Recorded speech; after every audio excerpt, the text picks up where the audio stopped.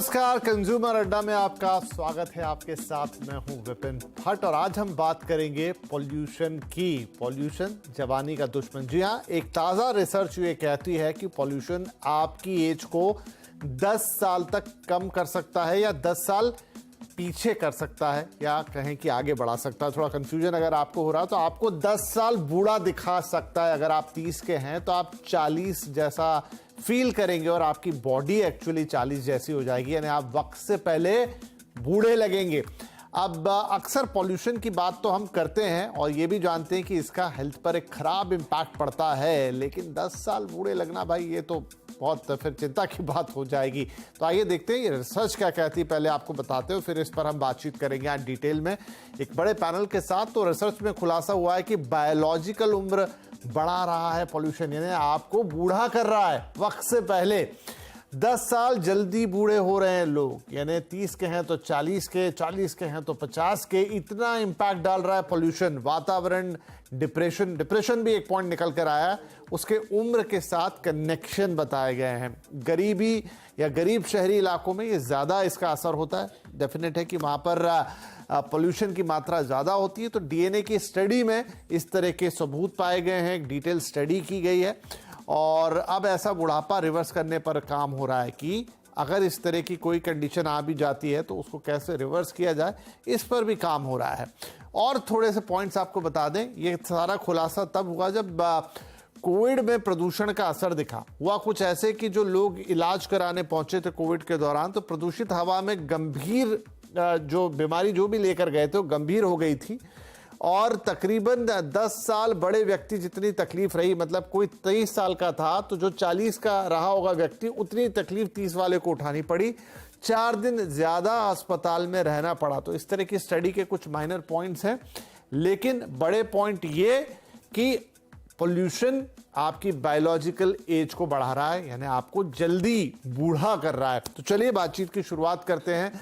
हमारे साथ Indraprastha Apollo hospital की सीनियर कंसल्टेंट पल्मोनोलॉजी डॉक्टर सुधा कंसल, IHLD के फाउंडर और cardiac surgeon doctor Rahul Chandola और I7 हॉस्पिटल की ऑप्थेल्मोलॉजिस्ट डॉक्टर प्रतिमा सरकार। आप सभी का बहुत बहुत स्वागत है। तो डॉक्टर सुधा, हम आपसे ही शुरुआत करते हैं। तो ये जो रिसर्च निकल कर आई है, आपका क्या कहना है कि इस हद तक पॉल्यूशन का इम्पैक्ट होता है कि हमारी जो बायोलॉजिकल एज है, यानी वक्त से पहले हम बूढ़े हो रहे हैं, वो कम हो रही है?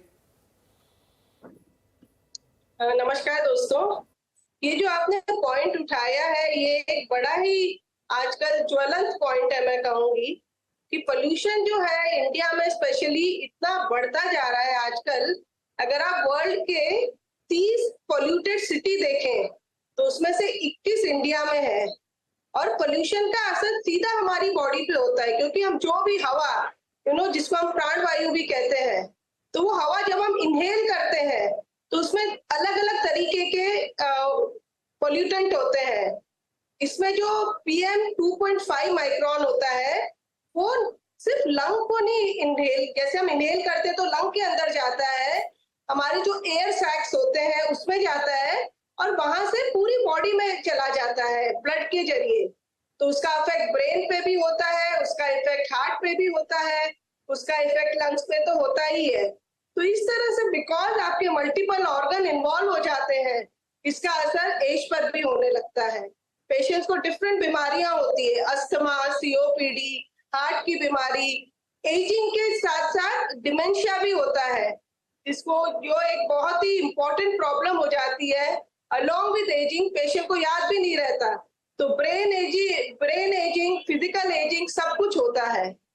तो ये एक बहुत इंपॉर्टेंट है कि हम प्रॉपर इसका अभी हम कुछ स्टेप ले लाइक कैलिफोर्निया में आज से 10 साल पहले जितना पॉल्यूशन का रिस्क था, आज नंबर ऑफ व्हीकल डबल हो गए हैं, लेकिन फिर भी पॉल्यूशन आधा हो गया है क्योंकि उन लोगों ने प्रॉपर कदम लिए हैं।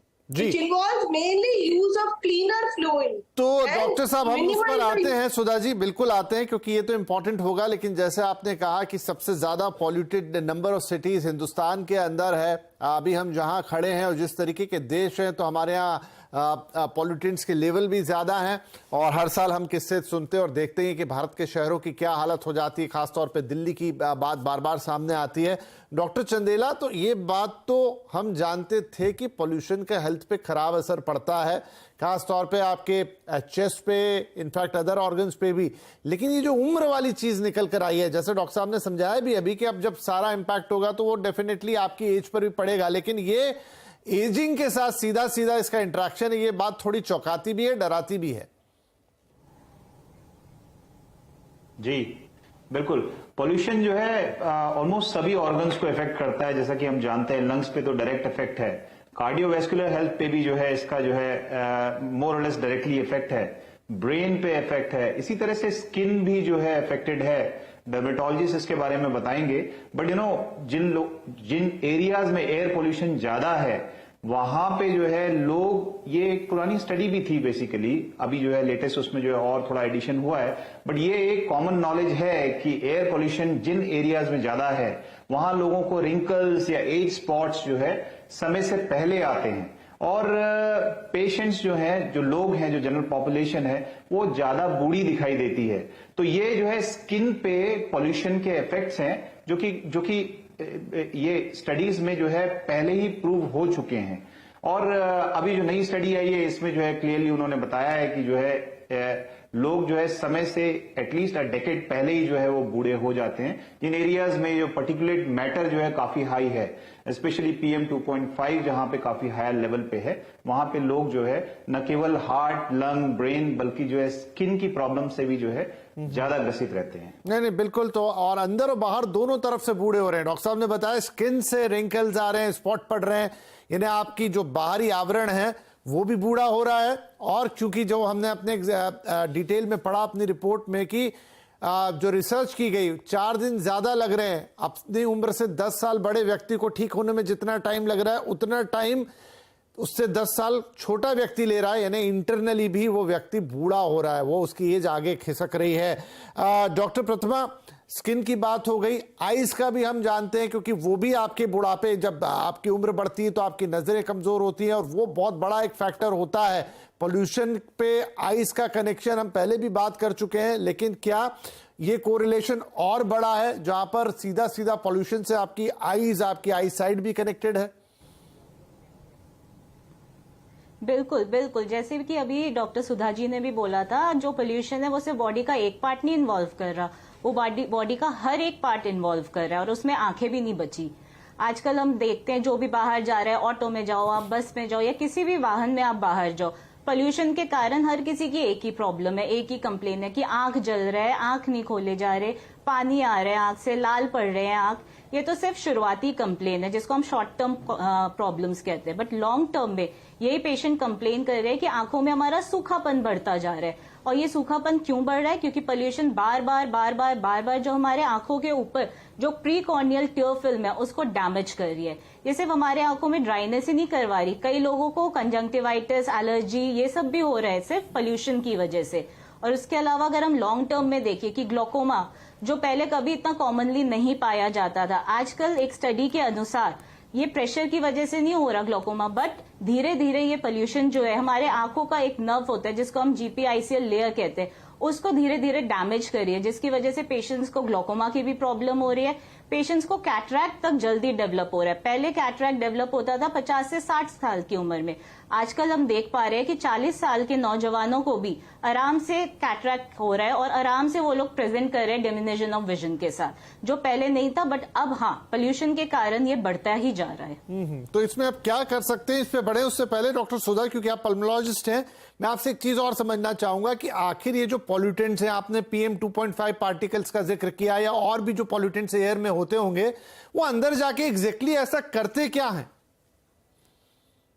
जो पॉल्यूटेंट होते हैं ये बेसिकली ना एक इन्फ्लेमेटरी रिएक्शन होती है। जैसे कोई भी हमको इन्फेक्शन होता है तो बॉडी में पूरा बॉडी का रिस्पॉन्स आता है, वो इन्फ्लेमेटरी रिस्पॉन्स के कारण हमारी पूरी बॉडी पे असर होता है और उसके कारण ऑर्गन डैमेज का भी रिस्क होता है। जैसे मैंने बताया, पार्टिकुलेट जो 2.5 से कम होते हैं, पार्टिकुलेट मैटर, वो ब्लड के जरिए ब्रेन में भी जाते हैं, हार्ट में भी इफेक्ट करते हैं। तो उसके कारण उसमें ब्रेन डैमेज होता है, हार्ट अटैक की पॉसिबिलिटी बढ़ जाती है, हार्ट की मसल्स वीक हो जाती है। तो एवरीथिंग आप इनहेल करते हो लंग्स के द्वारा, लेकिन वो वहां पे लिमिटेड नहीं होके पूरी बॉडी में चले जाते हैं। They cause a kind of inflammatory response, inflammatory reaction होके फिर पूरी बॉडी को डैमेज करने लगते हैं। जी, तो डॉक्टर राहुल, क्या इन दिनों आपके पास भी, क्योंकि हमने देखा हाल फिलहाल में हार्ट अटैक के मामले बहुत सारे बढ़े हैं, उसके पीछे कई कारण हैं, मल्टीपल रीजन है क्या, लेकिन आपकी जानकारी में इलाज के दौरान, स्टडीज के दौरान क्या ये निकलकर सामने आता है कि जो ये हार्ट अटैक है इसके पीछे कहीं ना कहीं वो पोल्यूशन या वो पॉल्यूटेड एयर भी जिम्मेदार है जिसमें मरीज ने लगातार सांस ली है? जी जरूर। ये एक कॉम्प्लेक्स इंटरप्ले है बहुत सारी चीजों का, और एक डेफिनेट जो है कॉज पिन पॉइंट करना थोड़ा मुश्किल है कि किसी भी मरीज को अगर हार्ट अटैक आ रहा है तो क्या वो एयर पोल्यूशन की वजह से, ऐसा नहीं है, लेकिन बहुत सारे फैक्टर्स जो हैं वो रिस्पॉन्सिबल होते हैं कार्डियोवैस्कुलर इल हेल्थ के लिए। बट सर्टनली ये चीज स्टैब्लिश्ड है कि एयर पोल्यूशन जो है सर्टनली ये कार्डियोवैस्कुलर हेल्थ को इफेक्ट करता है। इसके कारण जो है मरीजों को ज्यादा चांसेस हो सकते हैं एक्यूट कोरोनरी सिंड्रोम के, या फिर जो है हार्ट अटैक के ज्यादा चांसेस हो सकते हैं। और ऐसा देखा गया है कि विंटर्स में जो है जब एयर पोल्यूशन ज्यादा होता है, बिकॉज उसके कारण और भी हैं, विंटर्स में ज्यादा प्रीडिस्पोजिशन होता है हार्ट अटैक को, बट एक कारण ये भी है कि उस टाइम पे एयर पोल्यूशन काफी ज्यादा होता है, पीक पे होता है। बेसिकली क्या है कि जो फ्री रेडिकल्स हैं ये ज्यादा रिलीज होते हैं एयर पोल्यूशन में, जहां जहां एक्सपोजर होता है बॉडी में, जैसा डॉक्टर साहब ने बताया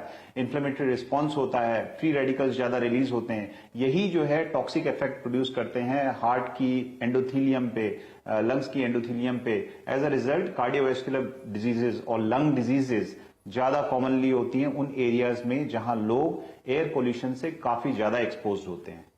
और देखिए, एक फिगर भी मैं दर्शकों को बता दूं, हर साल 42 लाख लोगों की जानें जाती हैं ड्यू टू पॉल्यूशन। अब ऐसा नहीं कि सीधे पॉल्यूशन ने जान ले ली, लेकिन जब आप रूट कॉज में जाते हैं, जब आप पता लगाते हैं कि क्या कारण रहा मृत्यु का, तो उसमें पॉल्यूशन एक बड़ा कारण निकल कर आता है। और 42 लाख एक बहुत बड़ा नंबर है वर्ल्ड वाइड कि सिर्फ प्रदूषण लोगों की जान ले रहा है। प्रथमा, एक तो देखिए दो चीजें हुई, एक तो आप इनहेल कर रहे हैं, जो आप सांस ले रहे हैं उसमें चीजें अंदर जा रही है, लेकिन जैसे हमने आइस की बात की, अभी डॉक्टर साहब स्किन का भी जिक्र कर रहे थे, ये वो चीज है जहां शायद बाहर से इंपैक्ट आ रहा है। इसको समझाइए थोड़ा। अंदर का तो समझ में आया कि आपने सांस में ले लिया, ब्लड के थ्रू पहुंचा, बाहर कैसे वो प्रभावित कर रहा है? देखिए, आंख में भी हमारा जो एक्सपोजर हो रहा है पोल्यूटेंट से, जैसे कि मैम ने अभी कहा, जो पार्टिकुलेट मैटर्स होते हैं 2.5 mm, ठीक है, उसको हम लोग 3 में डिवाइड करते हैं, course matter, fine matter and ultra fine. तो ये तीनों जो मैटर होते हैं, तीनों आंख को वैसे ही प्रभावित करते हैं जैसे बाकी बॉडी के अंगों को ये कर रहे हैं। तो बेसिकली ये क्या करता है, जो हमारा आंख है ना, उसके ऊपर एक टियर फिल्म है जिसको हम लोग प्री कॉर्नियल टियर फिल्म कहते हैं, जो हमारी पुतली को बचा के रखता है। बट ये जो पोल्यूटेंट्स है, ये जो पोल्यूशन के पार्टिकल्स है, ये जब आके उस टियर फिल्म को अफेक्ट करते हैं तो वो टियर फिल्म को तोड़ देते हैं। अब क्योंकि वो टियर फिल्म टूट गई है तो टियर फिल्म अपना काम नहीं कर पा रही, वो आंखों में जो नमी है उसको मेंटेन नहीं कर पा रही, तो इस वजह से पेशेंट को जो होती है ड्राइनेस की कंप्लेन होती है। दूसरा, जो हमारे गॉबलेट सेल्स होते हैं आंखों में, जिसकी वजह से टियर फिल्म का हमारा जो लेयर है वो मेंटेन रहता है, लिपिड लेयर जो होती है जो मेंटेन रहती है, वो भी डैमेज हो जाती है। अब अगर ये दो लेयर्स ही, अगर ये सारी चीजें ही अगर डैमेज हो जाए तो हमारी आंखों पे नमी कैसे रहेगी? नहीं रह सकती नमी। तो इसी वजह से पेशेंट को जो है ड्राइनेस होती है। अब मरीज बाहर गया, आंखों के अंदर धूल गई, मिट्टी गई, पोल्यूशन गया, तो पेशेंट की क्या टेंडेंसी होती है? आंख रब करने की, आंख मलने की। अब उस टाइम पे पेशेंट ये तो देखता नहीं है कि हाथ साफ है कि नहीं, गंदे हाथ तो नहीं, वो उसी से और मल देता है। तो इस वजह से आंखों में ये जो इरिटेशन, रेडनेस, इचिंग, ये प्रॉब्लम्स जो पहले नहीं देखी गई थी, इस साल इन सब प्रॉब्लम्स में भी काफी सर्ज आई है। इसका रीजन एक ये भी हो सकता है कि कोविड के चलते कारण पिछले 2 साल मरीज इतने घर से निकले ही नहीं थे बाहर, पर इस बार जब निकले हैं तो सिर्फ गाड़ियों के साथ ही निकले हैं बाहर। तो गाड़ियों की वजह से जो पोल्यूशन लेवल है वो तो पीक पे पहुंचा ही पहुंचा, साथ में ये जो आंखों की प्रॉब्लम है ये भी एक नए पीक में पहुंची है इस बार।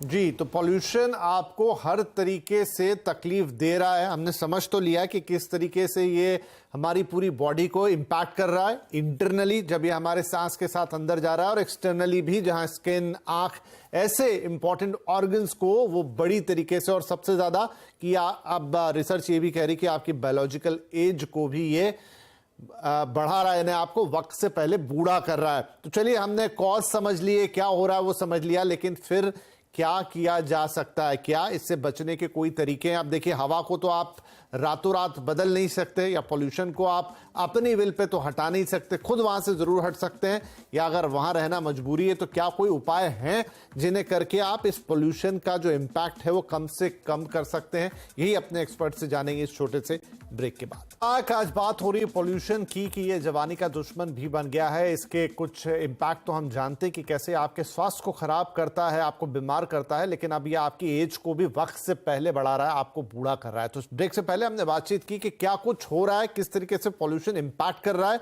एजिंग कर रहा है, प्रीमेच्योर एजिंग कर रहा है, लेकिन अब इसके लिए क्या सॉल्यूशंस हो सकते हैं, उस पर बात करेंगे। तो डॉक्टर सुधा, आपने पहले भी जिक्र किया, तो उसमें मैं इतना ही जोड़ के सवाल को आगे बढ़ाऊंगा कि देखिए, बड़े लेवल के उपाय तो करने ही पड़ेंगे। आप यूएसए का एग्जांपल दे रही थी, लेकिन वो सारी चीजें होने में थोड़ा वक्त लगता है। तो एक तो लॉन्ग टर्म सॉल्यूशन होंगे, एक शॉर्ट टर्म में हम क्या कर सकते हैं? आप प्लीज अपने आंसर में दोनों को इंक्लूड कीजिए।